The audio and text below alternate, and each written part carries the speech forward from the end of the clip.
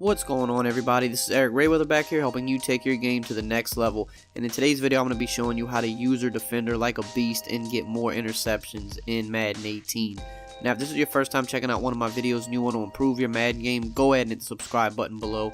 Make sure to hit the bell icon so that you join the notification squad and never miss an upload. So what's going on, guys? Today I'm going to be showing you how to user, this is going to be the user 2.0 video. I covered a basic, strategy video on how to use her. I'll have that linked in the description if you haven't seen that one yet.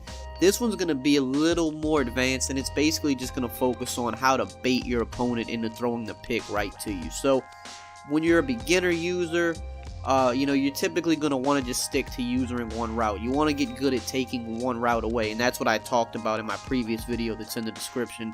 You want to be able to at least take away one route if nothing else, because that at least helps your defense get to the next level. It helps you, be able to take away the biggest threat on the field. But when you can really get good with it is when you can kind of take away multiple routes by baiting the offense. So what I'm going to do here is I'm just going to use PA crossers as like an example, and what I'm going to do here is show you what happens. So when you're a beginner and you're using, see here I'm on this drag and I'm just like, alright, I'm not letting you throw this drag, I'm not letting you throw this drag, I'm taking the drag away, right? So I took the drag away, which is good, and that's what you want to learn how to do. But the problem with that is when you're playing like better competition, for example, here I'm going to man up my user on that drag receiver just because I want to simulate me using the drag, because I want to show you what happens when you're playing a more experienced opponent on offense. Like, the same play is coming, he has the drag and the deep cross coming behind it. Now you're just going to focus on stopping the drag, and of course we're going to get block shedded, but you could see that the B route was wide open on the back end. We'll run it one more time just to give you the visual of what happened. So you're taking away the drag, you're like, alright, drag shut down, you got to go elsewhere. But man, we're rushing three people, two of them are in a contain, and they're just blocked. Like, come on, man, this is just, we put this guy into a spy because clearly the offensive line can't block him. So last time here, we're taking the drag away, but now we're able to hit the crossing route, and that's what good opponents are going to do to you. It's good to take away that one route, but if you can take away both of them, then you're going to really be able to get more interceptions. So this is what you have to do. The play is coming. I mean, and this is something you have to, play through the game a little bit, like catch on to your opponent's tendencies, figure out what his favorite plays are. So you see this formation and you're like, okay, he's probably going to run the play with the drag and the deep crosser coming behind it. So what you do is you commit to the drag for a brief second and then you bail out. And you bail out and you go back and you defend the deep cross, and you press the Y or triangle button to get the interception when they throw the ball. Now the key to doing this is, and it's something you're going to definitely want to practice, the key to this is that you never want to stop moving on your joystick. You always want to be holding the turbo button, and you never want to stop moving the joystick. When you're running horizontally, you don't want to, this guy won't get out my way. When you're moving horizontally, you never want to let off the stick and then press it up. You want to just move the stick in like a counterclockwise motion in this example, because we're running to the right side of the field.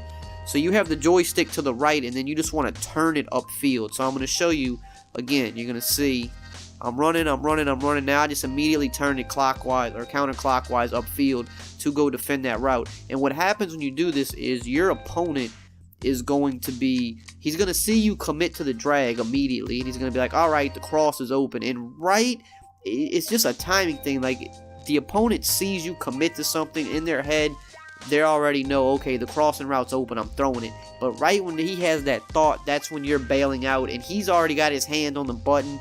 It's too late. He'll see you bail out, but he's going to know as soon as he hits the button, like, he just messed up, and he's got to hope that you drop the pick. So I'm going to show you what happens now if you let off the joystick, because it's pretty much impossible to defend or bait multiple routes when you let off the joystick. So here I'm running, then I let off, and then I try to go upfield. You see how my guy kind of like stopped? Now, of course, I still threw a pick there because I'm just using both controllers, but had I been on offense, I would have been able to, complete that pass, because by me stopping and then telling my guy to go up the field, what happens when, do it again, what happens is he stops. So it's like, okay, alright, now I'm going up the field. See, I can't get over there fast, because if I let off the joystick and then hold it up, my guy stops for a split second. He kind of has to, like, you know, plant his feet into the ground and, you know, stop on a dime and then change direction. But when you just keep moving the joystick, like in a counterclockwise or a clockwise motion, just kind of turning it like a circle the entire time, then what happens is you're able to defend multiple routes at once. And I mean, this is really hard to do because I'm using both controllers. But what that allows you to do is it allows you to not stop moving. Your guy constantly stays moving, and that's how you're able to bait routes. Because if your guy stops, see, like how you just like turned up the field in like a fluid motion. Again, it's hard to use both controllers, but I'm gonna go to the replay here and just show you how Shazier, he never stops. So I mean, is this Shazier that I'm using? I don't even know. Yeah, it is. Okay, so notice how as soon as he goes upfield, he never stops moving. Like, he never plants his feet into the ground and changes direction. He just kind of rounds off and just starts going upfield. He kind of just runs in a little circle and goes up the field. That's because I never let off of the joystick. I just committed down here for a split second just to tell my opponent, yep, the drag's not there, the drag's not there. And then I turned my joystick counterclockwise. So I was running at about 3 o'clock here. Think of it like this. I'm running at 3 o'clock, and now I'm turning it 2 o'clock, 1 o'clock, 12 o'clock. I'm turning the joystick as I'm holding turbo. I never just go 3 o'clock, 3 o'clock, 3 o'clock, let go of the joystick, 12 o'clock. That's not what you want to do. You want to keep moving it in a circular motion, and when you do that, it allows you to bait routes. And you can do this with any route. If you have, you know, a deep post going over the middle and a drag going over the middle, you can run down to the drag and then swivel your joystick up and just make a beeline for the post route. And when you do that, you tap Y, get the interception. Sometimes you might drop it because that's Madden, but what you're trying to do is you're trying to make him think, yeah, the route you really want to go to is open, but at the last second, I'm going to bail out and make a beeline to that route once it's too late for you to change your mind. So that's really how to bait people into throwing interceptions to you. Definitely takes practice. You're not going to get it right away. You just have to get in games. You're probably going to get beat trying to do it, you know, at the beginning, but once you do it more and more, you get comfortable with it, and you'll be able to get a lot more interceptions this way. This is how the best players get interceptions. They don't, you know, because when you're playing a top player, they see you using somebody, you know, a good player is not going to just throw it right at you. They're going to immediately look away from where you're using and say, okay, where's the open guy if he's over here? But when you're able to bail out at the last second, you're going to the guy that he thinks is open, but like, little does he know, you already had in your mind like what you were going to do, that you were going to jump down on this and then bail out over here.